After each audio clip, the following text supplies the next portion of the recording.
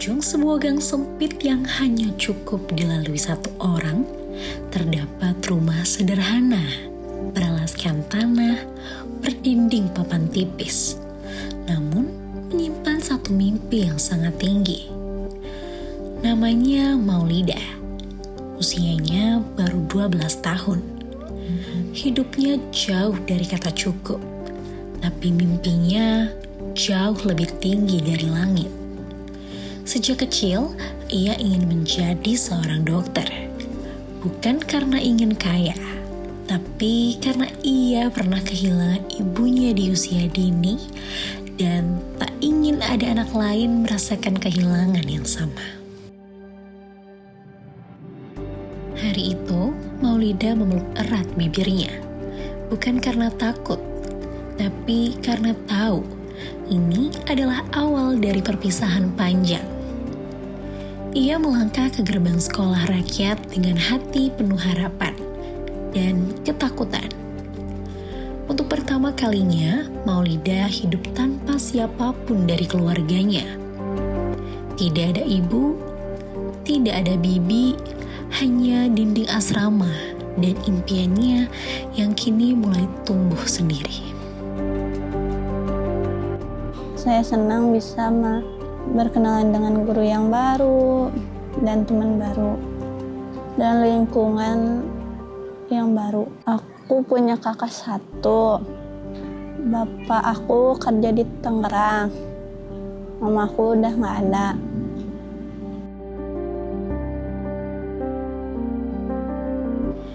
Ketika teman-teman lain diantar oleh orang tua mereka, Maulida datang sendiri.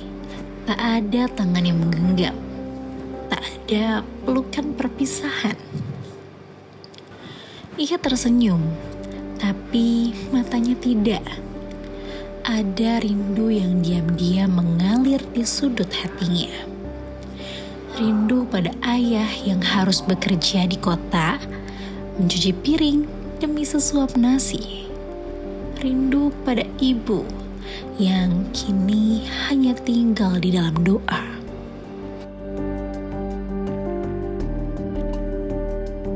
Maulidanya kalau saya ngelihat senang-senang saja karena saya sebelumnya kasih arahan lah untuk sekolah ini supaya dia mempersiapkan diri terpisah dari adik-adiknya, dari saya, dari bibinya gitu. Sejak ibunya meninggal saat ia duduk di kelas 4 SD, Maulida tinggal bersama sang bibi.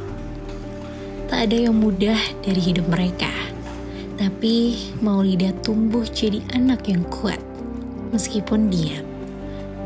Ia gadis yang sebenarnya ceria, namun sejak sang ayah pergi bekerja jauh, senyumnya mulai jarang muncul. Ia menyendiri, tapi tidak menyerah. Keseharian di Lida kalau sama teman-temannya dia ceria, bahagia, tapi ya kadang-kala dia juga mungkin merasa sedih karena ya sejak kecil mamanya meninggal. Kadang-kala dia ngadu ke saya, suka ada mimpi mamanya. Untuk Maulida memang ya jarang bicara ya, maksudnya kalau sekilas kalau kita melihat begitu memang irit bicara, tapi memang dia udah punya banyak teman di sekolah rakyat ini.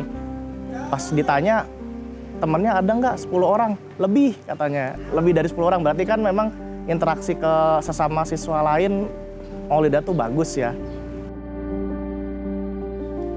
Di sekolah rakyat, Maulida mulai menemukan siapa dirinya.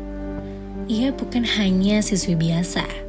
Ia anak yang cerdas, disiplin, dan punya tekad yang lebih kuat dari keadaan. Cita-citanya tetap menjadi dokter. Bukan hanya karena kehilangan, tapi karena ia ingin hadir di saat orang lain membutuhkan harapan. Di antara anak-anak lain yang terus berubah mimpi, Maulida tetap teguh. Ia tahu kemana langkah kecilnya harus pergi. Maulida misalnya nanti mau jadi apa? dokter. Maulida kalau misalnya nanti jadi dokter, mau merawat siapa? Orang-orang tak punya keluarga gitu. Iya.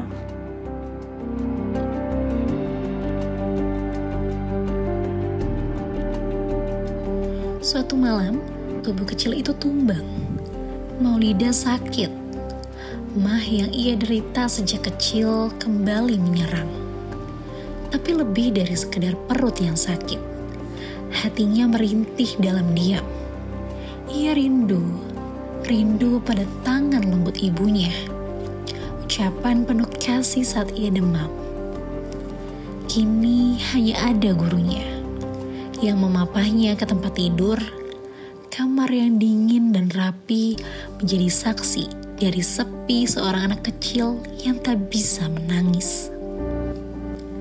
Sakit bukan hanya soal fisik. Kadang rindu yang ditahan terlalu lama pun bisa menyakitkan.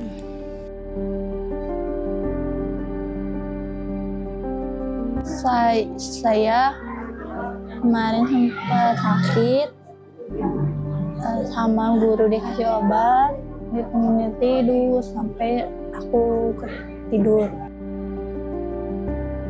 Untuk keadaan kesehatan saya ngeliat nyaman sebab ada klinik. Terus untuk pergaulan saya rasa termonitor gitu. Lagi khawatir kalau dia sekolah di rumah. Karena setiap langkah keluar dari rumah itu saya nggak tahu keadaannya di sekolah gimana. Kadang kan anak-anak bilangnya kerja kelompok, padahal kan nggak tahu kemana. Itu yang saya khawatirkan justru kalau sekolah dari rumah gitu.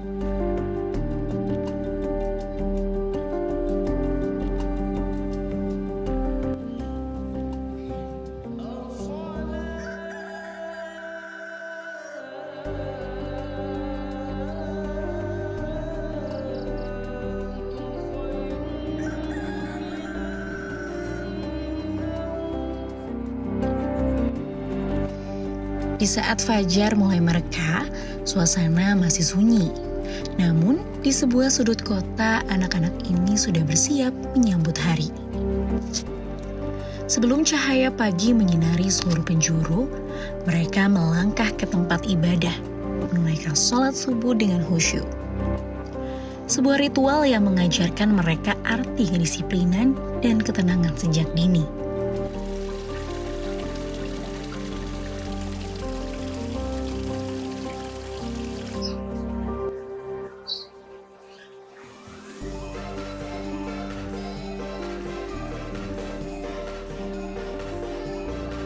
Setelah itu, dengan semangat muda yang membara, mereka mengikuti senam pagi.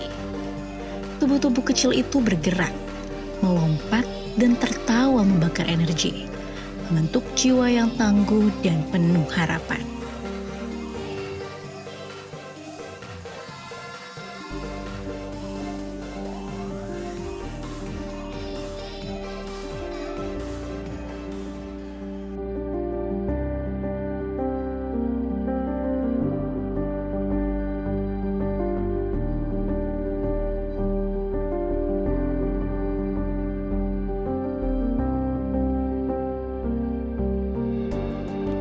Pagi yang penuh semangat dilanjutkan dengan makan bersama.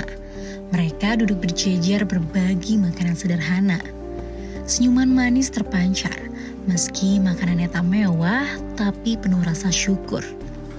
Makan pagi adalah momen kecil yang menguatkan mereka sebelum berhadapan dengan pelajaran berat.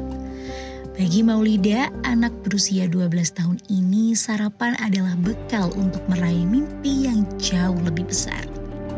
Ya memang di SR ini ada perbedaan kurikulum dengan sekolah pada umumnya.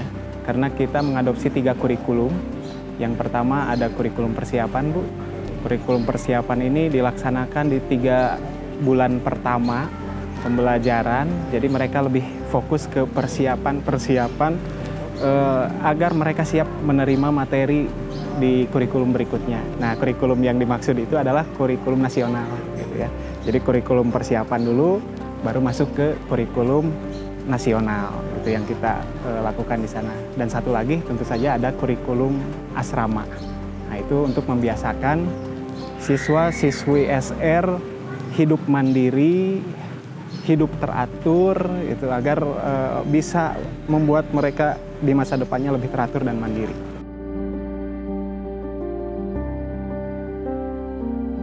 Setiap pagi, suara komando TNI mengisi udara. Anak-anak berbaris rapi, mengikuti latihan baris berbaris dengan penuh semangat.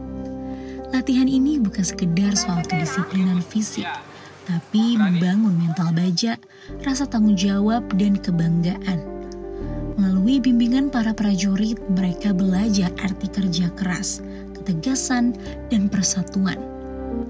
Ini adalah bekal penting agar mereka tidak mudah menyerah menghadapi kehidupan.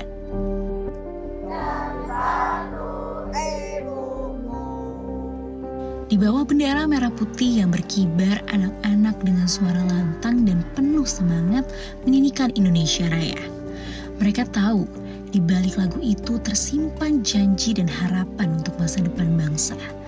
Mereka adalah generasi penerus yang akan meneruskan perjuangan dan membawa bangsa maju. Suaranya mungkin kecil, tapi semangatnya sangat besar. Target kita supaya mereka tahu dan paham mengenai cara untuk menghormati terutama para guru, dan juga mereka supaya ke depannya pola pikir mereka itu supaya intinya taat aturan dan juga jadi tidak sama seperti anak yang di luar.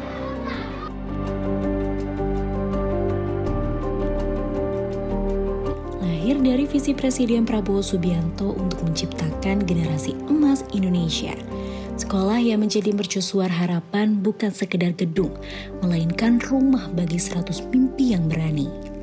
Salah satu pionirnya adalah Sentra Abioso. Dulunya tempat ini adalah sentra perlindungan sosial bagi para lansia dan mereka yang membutuhkan. Namun kini dinding-dindingnya menjadi saksi bisu transformasi luar biasa. Sentra Abioso tak lagi hanya menjadi rumah bagi kenangan masa lalu, tetapi juga tempat di mana masa depan ditempa. Saat langkah masuk, kita bisa merasakan energi yang berbeda. Dulu lorong-lorongnya hening, diisi langkah-langkah pelan dari para lansia. Sekarang, tawa dan semangat anak-anak SMP sekolah rakyat memenuhi setiap sudut. Ya, Sentra Abioso itu adalah UPT Kementerian Sosial yang menangani program rehabilitasi sosial. Jadi saat ada perintah dari Bapak Menteri kepada kami untuk mempersiapkan sekolah rakyat, tempat ini adalah tempat yang proper, yang cukup siap untuk menyelenggarakan sekolah rakyat. Pertama, kami sudah memiliki asrama, ya, jadi kami juga sudah memiliki pekerja sosial yang nantinya bisa menjadi wali asuh. Jadi kami tinggal menambahkan kepala sekolah dan guru, dan ruang-ruang yang ada ini bisa digunakan untuk mendukung kegiatan belajar mengajar. Ya, yang pertama anak-anak itu saya lihat ya, mereka kesulitan untuk masuk ke tempat yang baru, ya, karena di sini kan harus teratur dari bangun tidur. Kemudian mereka harus mengikuti program-program MPLS, lalu mereka harus sholat berjamaah bersamaan, kemudian makan bersama. Jadi ini semua teratur dan mereka juga harus mandiri. Nah, ini salah satu upaya kami melatih mereka hidup mandiri dan teratur. Karena sebelumnya banyak anak-anak ini, khususnya mereka yang tinggal di keluarga miskin, orang tuanya kerja, jadi mereka tidak ada yang menjaga. Kemudian bahkan mereka juga ikut bekerja. Kehidupan di rumah kadang tidak teratur ya, kadang mereka main, kemudian tidak ada yang mengurus. Nah, di sini kami ajar mereka bagaimana hidup mereka lebih tertib, lebih teratur, kemudian lebih disiplin dan hidupnya lebih mandiri, termasuk melatih keberanian mereka. Langkah kecil Maulida di lorong sempit desa kini menjadi jalan besar menuju masa depan. Ia tak punya banyak, Tapi ia punya satu hal yang tak dimiliki semua orang. Keberanian untuk bermimpi meski dunia memaksanya menyerah. Dan semua itu dimulai dari satu tempat. Sekolah Rakyat. Terima kasih buat Presiden, Pak Menteri. Saya sudah diberikan makanan gratis, kualitas yang bagus, dan sekolah gratis. Buat teman-teman, jangan takut masuk ke SR. Makanya guru-gurunya baik, temannya baik, makanannya enak-enak.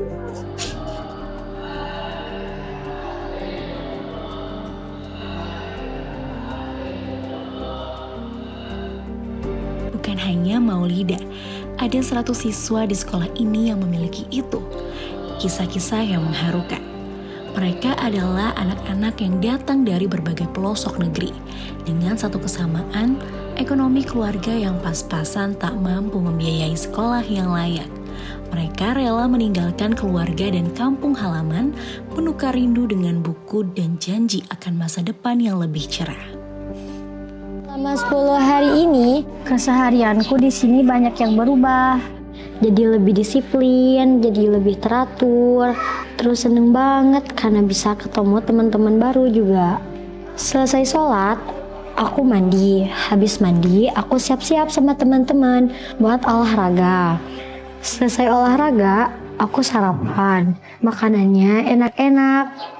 Yang biasanya di rumah makan hanya 1 kali sehari, di sini makannya 3 kali sehari. Makanannya bergizi dan juga lengkap. Selain belajar, aku juga latihan nyanyi biar mengasah bakat aku. Selain itu, di sini aku juga bareng teman-teman bisa nonton bioskop loh.